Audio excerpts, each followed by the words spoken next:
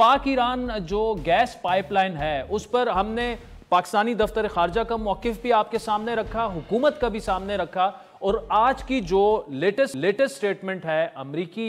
जो state department है उनका।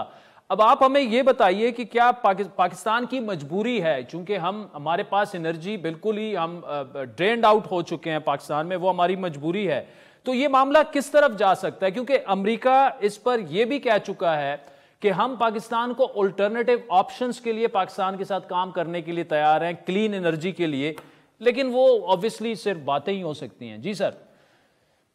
मेरे ख्याल है कि अगर अमेरिका जो कह रहा है वो सिर्फ बातें हो सकती हैं आदिल, तो फिर हमें ये भी नहीं भूलना चाहिए कि ये ईरान गैस पाइपलाइन वाली जो बातें ये भी सिर्फ बातें ही हैं।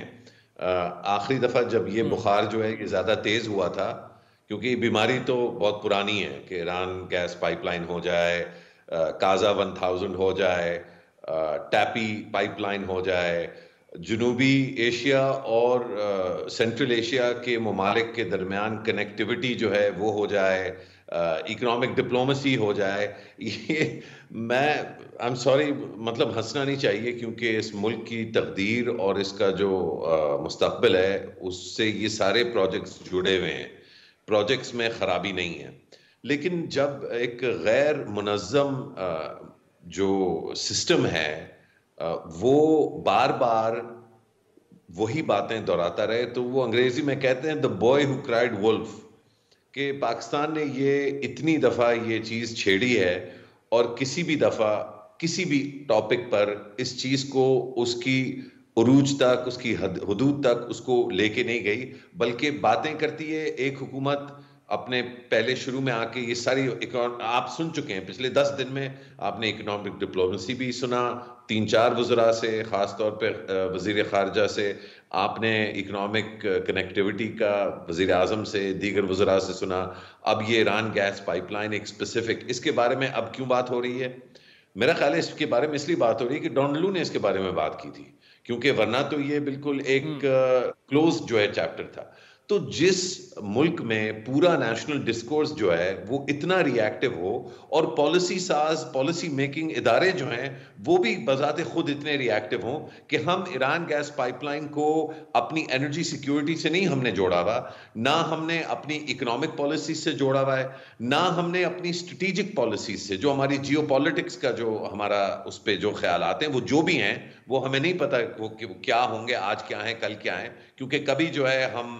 कश्मीर फतह करने की बात करते हैं और अगले दिन आके हम अपना मैप बदल लेते हैं। इसहाक डार लंदन में बैठ के कहते हैं कि चाइना इज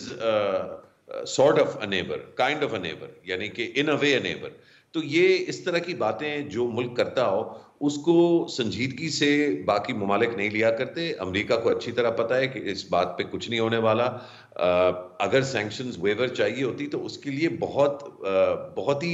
स्पेसिफिक जो है प्रोसेस होता है। वो process ministry of foreign affairs, ministry of power, इन सब को मिलके जो है उसको शुरू करना होता है। सारे जो डोमेस्टिक स्टेक होल्डर्स होते हैं उनको ऑन बोर्ड लेना होता है। जिस पार्टनर के साथ वो सैंक्शंस जो रिस्क होता है, इस केस में ईरान, उसके साथ जो है नेगोशिएशंस होती हैं कि हम आपके बारे में पब्लिकली ये बात नहीं करेंगे, लेकिन पब्लिकली हम शायद ये कहें, और हमने उनसे जो है ये वेवर लेके ही ये करना है। तो इस तरह की तैयारी जो है वो किसी मौजू पे, किसी चीज में पाकिस्तान अपनी पूरी नहीं करता। और डोनाल्ड लू जो एक जॉइंट सेक्रेटरी है अमेरिकन सिस्टम में, उसकी जो स्टेटमेंट आती है उसकी बेसिस पे हम सब भाग दौड़ शुरू कर देते हैं कि जी ईरान गैस पाइपलाइन जरा शुरू करते हैं, क्योंकि अमेरिकनों ने कहा है कि हम नहीं कर सकते और हमने दिखाना है कि हम इमरान खान से ज्यादा हुब्बुल वतन है, तो हम अब जो है ईरान गैस पाइपलाइन बनाएंगे। और आपने नहीं बनानी, प्रेसिडेंट जरदारी एक दफा आके प्रेसिडेंट रह के चले गए, उसके 11 साल बाद वो वापस आए, ईरान गैस पाइपलाइन वहीं की वहीं खड़ी है। एग्जैक्टली वही बातें हो रही हैं जो आज से 11 साल पहले हो रही थी।